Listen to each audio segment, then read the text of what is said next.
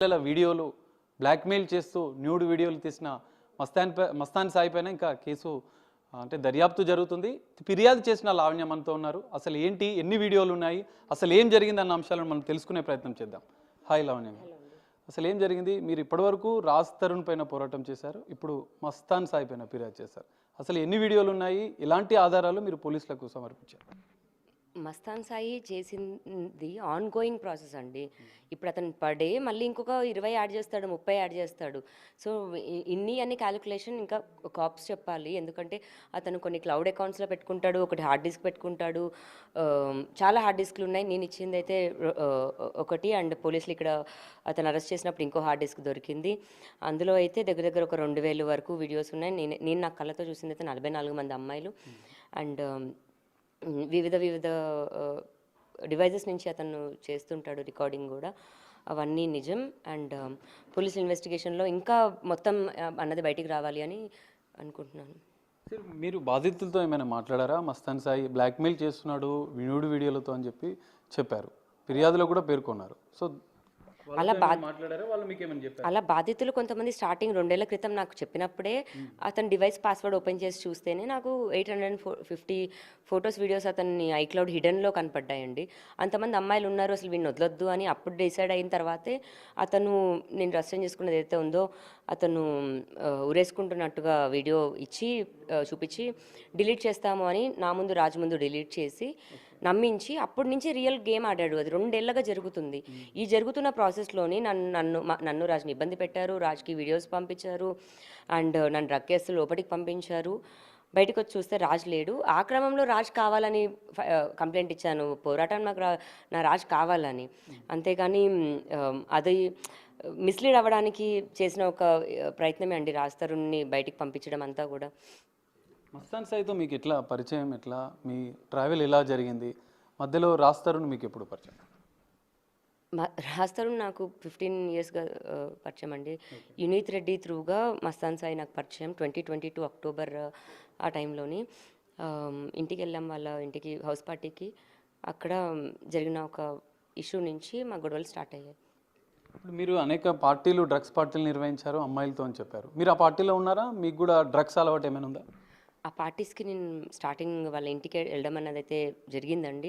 But ఎప్పుడైతే issue start అయిందో నేనేం వెళ్ళలేదు. అండ్ గుంటూరులో వాళ్ళ కేసు అయిన తర్వాత పోలీసులు వచ్చి ఆ విల్లాని ఖాళీ చేయించారు. ఎప్పుడైతే విల్లా ఖాళీ అయిందో నేను ఎప్పుడు మళ్ళీ పార్టీస్కి వెళ్ళడం, అలాంటి పార్టీస్కి పార్టిసిపేట్ చేయడం అయితే చేయలేదు. స్టార్టింగ్ డేస్లో జరిగాయి. ఆ జరిగిన క్రమంలోనే ఏం జరుగుతుంది అని నేను తెలుసుకున్నాను. ఇది తప్పు అని నాకు అనిపించింది. నేను స్టాండ్ తీసుకొని ఫైట్ చేశానండి. డ్రగ్స్ అలవాటు ఉందా, ఆల్కహాల్ అలవాటు ఉందా లావణ్యకి? డ్రగ్స్ అలవాటు అన్నదైతే లేదండి నాకు. ఖచ్చితంగా లేదనే చెప్తాను నేను ట్రై చేయడమా, లేకపోతే బాధితురాలను అయ్యానా, లేకపోతే ఏదైతే చేశానో అది వాళ్ళతోనే. అది అప్పుడు ఇంకా ఇప్పుడు అలవాటు అంటే వాళ్ళు లేనప్పుడు కూడా నేను చేయాలి, తరచూ చేస్తూ ఉండాలి, అదన్నది ఖచ్చితంగా లేదు. ఇప్పుడు న్యూడ్ వీడియోలు మీకు కూడా కొన్ని బయటకు వచ్చాయి, చాలా ట్రోలింగ్ జరుగుతుంది, మీరేం చెప్తారు దాని మీద? ఏవైతే ఉన్నాయని బెదిరించాడో అవే పబ్లిక్గా రిలీజ్ చేస్తున్నాడు. అది ఒక్క హార్డ్ డిస్క్ అయితే మరి హార్డ్ డిస్క్ ఇప్పుడు బయట లోపల ఉన్నప్పుడు మరి రిలీజ్ ఎలా అవుతాయి అన్న కోణంలో మనం ఆలోచిస్తే వాటి డివైజెస్ మల్టిపుల్ పీపుల్ దగ్గర ఉంటాయి. శాంసంగ్కి శాంసంగ్ క్లౌడ్ అకౌంట్ అని, యాపిల్కి యాపిల్ అకౌంట్ అని, అలా అన్ని క్లౌడ్స్లో దాపెట్టుకుంటాడు అతను. వాళ్ళ సిస్టర్కి, వాళ్ళ బ్రదర్ ఇన్లాకి, వాళ్ళ పేరెంట్స్కి, వాళ్ళ ఫ్రెండ్స్కి అందరికీ యాక్సెస్ ఉంటుంది. వాళ్ళందరూ యాక్సెస్ చేస్తూ రిలీజ్ చేస్తున్నారు. మిగతా అమ్మాయిలు కూడా రిలీజ్ చేస్తూ లావణ్య చేస్తుంది అన్న డౌట్ తీసుకొచ్చి కేవలం మిస్లీడ్ చేస్తూ లావణ్యది ఇదంతా డైవర్ట్ అవుతుంది. దయచేసి అతను మెయిన్ రెడ్ ప్లే యాప్లో అప్లోడ్ చేస్తున్నారు. దానిపైన బయటికి వస్తే అతని మోటివ్ అన్నది బయటికి వస్తుంది. అది అవ్వకూడదని నా మీదకి తిప్పుతున్నారు. అది కాకుండా మెయిన్ మోటివ్ బయటికి రావాలండి. మిమ్మల్ని కూడా బెదిరించాడా? న్యూడ్ వీడియోస్ ఉన్నాయని చెప్పారు, మీరు కూడా మాట్లాడిన వీడియోస్ ఉన్నాయి. ఎలా బెదిరించాడు? మిమ్మల్ని ఏమని బ్లాక్మెయిల్ చేశాడు? బయటికి వదులుతాననే ఇచ్చాడండి. అందులో రాజ్ తరుణ్ పేరు చెప్పుకొని ఎక్కువ బెదిరించేవాడు నన్ను. హీరో కాబట్టి అతను బయటికి చెప్పుకోలేని పరిస్థితి కాబట్టి ఇంకా మానసికంగా వేధించాడు అతను. ఆ వేధించేటప్పుడు అతని అగ్రెషన్ కూడా చూపించేవాడు. ఏమీ చేయలేని నిస్సాయిత పరిస్థితి ఉండేది. సో నా దగ్గర సాక్ష్యాలు లేవు. నేను మంచిగానే మాట్లాడి నాకు కావాల్సినవి కూడా నేను తెచ్చుకున్నాను. అతనిలాగా నేను క్రూయల్గా అయితే ఫిజికల్గా అటాక్ చేయలేను. అతను నా పైన చంపాలని చూశాడు. నేను క్రూయల్ మనిషిని కాదు. అండ్ నేను కూడా మంచిగా మాట్లాడే నా ఎవిడెన్సెస్ కోసం ఉండే వరకు ఎంత కొట్లాడుతూ ఉన్నా సరే మళ్ళీ మాట్లాడడానికి నేను మాట్లాడాను. అది కూడా నా తప్పే, బట్ నేను ఎవిడెన్స్ల కోసం మాట్లాడాను. ఇక మీదట అతను ఏమున్నా సరే ప్రాణం పోయినా నేను మాట్లాడను.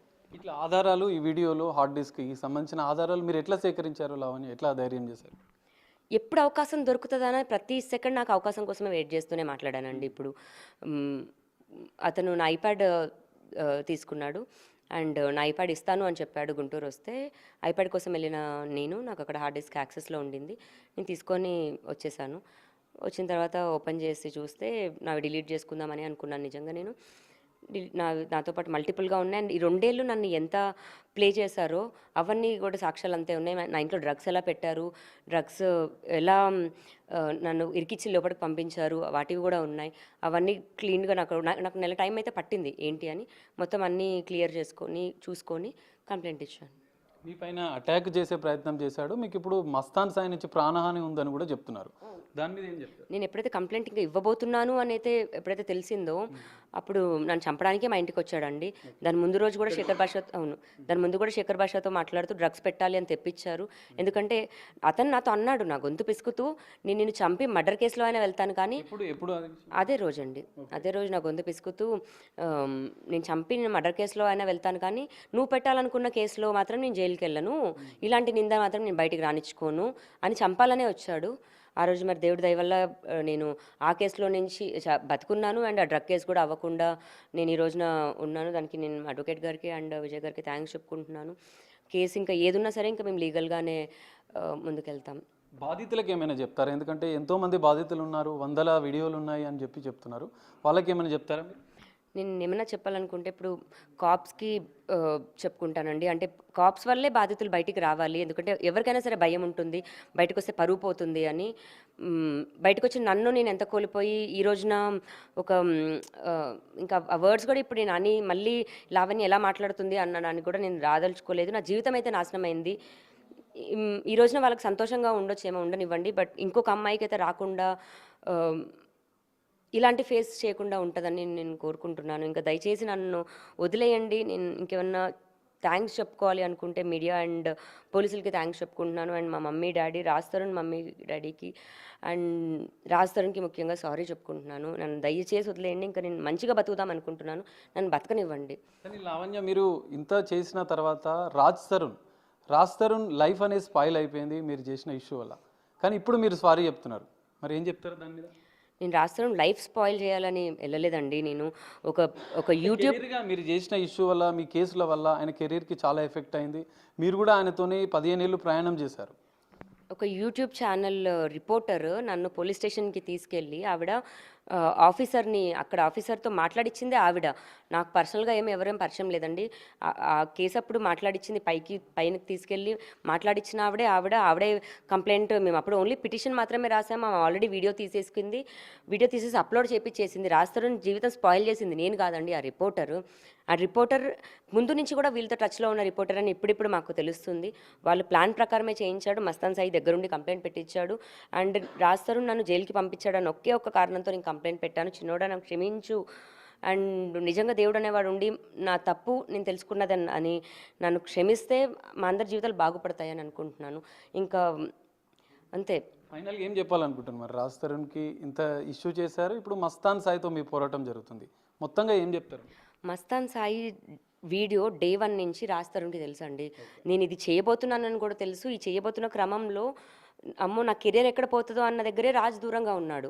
అది నాకు డైరెక్ట్గా చెప్పి నేను నీ ఫైటింగ్ నువ్వు చేసుకో, మీకు సపోర్ట్ చేశారా?